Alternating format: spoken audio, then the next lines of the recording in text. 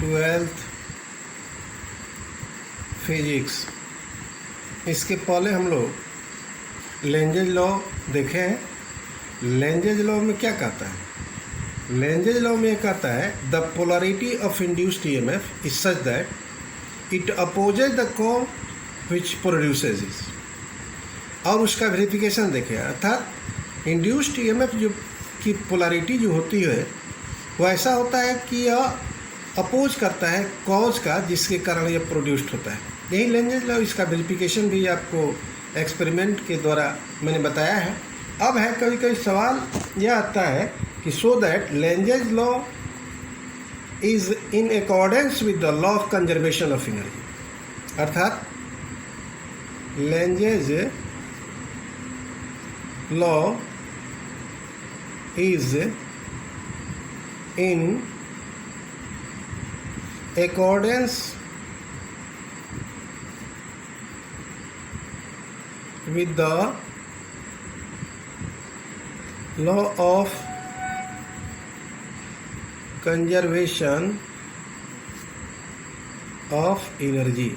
So that करने के लिए यह आता है एक्सपेरिमेंटली कैसे आप दिखाओगे कि लेंजेज लॉ में law of conservation of energy का या जो वेरिफिकेशन हम लोग करते हैं लॉ का उसमें कैसे पालन होता है, इसी चीज़ को 3 नंबर में आता है यह चीज़ दिखाना है।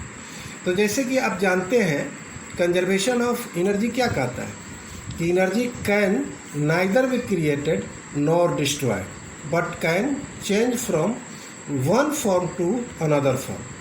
अब इसी चीज़ को बताना है। जैसे मान लो हम एक कॉइल यहाँ लेते हैं, एक कॉइल हो गया। अब इस कॉइल से हम लोग क्या करते हैं, एक गैल्वेनोमीटर जोड़ दिया, गैल्वेनोमीटर जोड़ दिया, ठीक है। और यहाँ एक बार मैग्नेट लेते हैं, सपोज करो यह बार मैग्नेट हो गया। बार मैग्नेट का यह एन पोल हो गया और यह क्या हो गया, एस पोल हो गया। तो देखो होता क्या है कि यह बार मैग्नेट जो नॉर्थ फेस है, पोल है इसका जो कॉइल के तरफ है, जब बार मैग्नेट को हम लोग मूव करते हैं टुवार्ड्स द कॉइल, किधर, towards the coil, the magnetic flux linked with the coil, या मैग्नेटिक लाइन्स ऑफ फोर्सेज, अर्थात मैग्नेटिक फ्लक्स में चेंजिंग आएगा।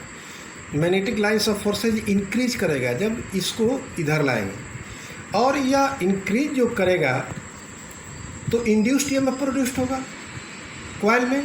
Due to this induced EMF current flows through the coil and galvanometer shows deflection. Galvanometer क्या show करेगा, deflection show करेगा।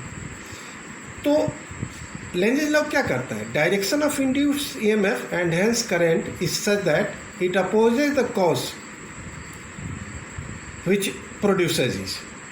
तो यह to oppose the cause का मतलब क्या, मोशन ऑफ द मैग्नेट को अपोज करता है। तो यहाँ अपर फेस जो कॉइल का है, यहाँ एन पोल एक्वायर्स होता है, ठीक है ना।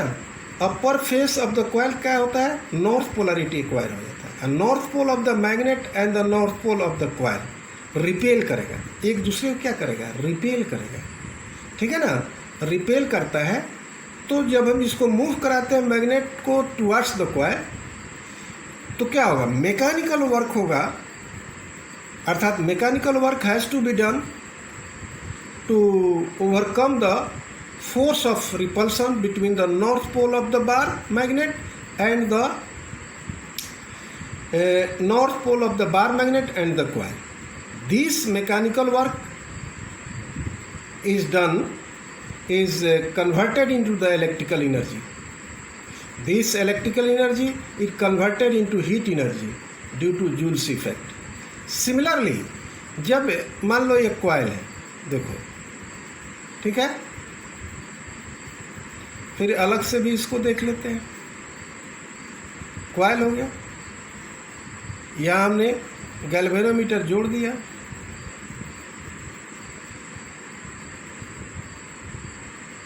ठीक है ना। तो गैल्वेनोमीटर को हमने जोड़ा अब हम लोग क्या करते हैं कि यहाँ फिर बार मैग्नेट को एन पोल को इससे दूर ले जाते हैं। यहाँ बार मैग्नेट हो गया एन और एस पोल, अब इससे दूर ले जाएंगे, किससे? कॉइल से।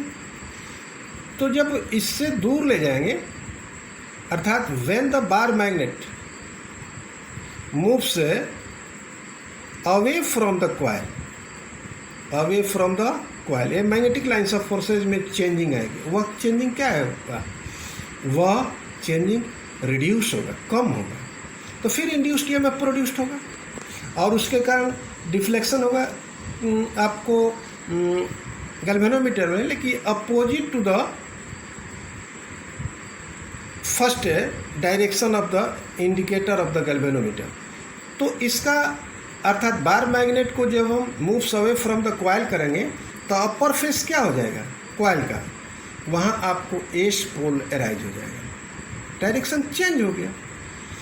तो यह अपर फेस जो मूव एक्वायर होगा यहाँ, तो इसका मतलब है कि in this case the induced EMF will oppose the outward motion, that is the cause of the magnet. तो यह क्या है? Again mechanical work has to be done to overcome the force of attraction. यह attract करना चाहेगा, इसके against में हम लोग नॉर्थ पोल को ले जा रहे हैं।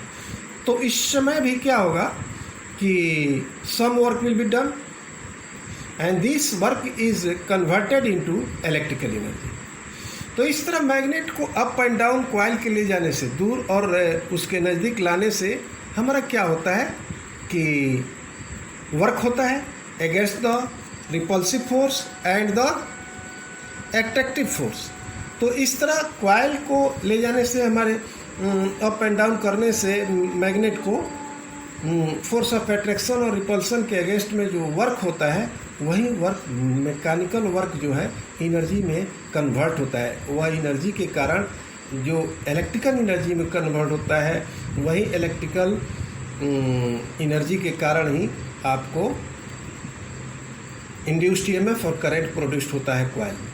तो लेकिन शर्त यह है कि if the magnet is not moved, तब क्या होगा? No mechanical work is done, then no EMF is induced in the coil और no electrical energy produced. It means the no current produced or flow in this coil, which is it means the law of conservation of energy या law of Lenz's law is in accordance with the law of conservation of energy।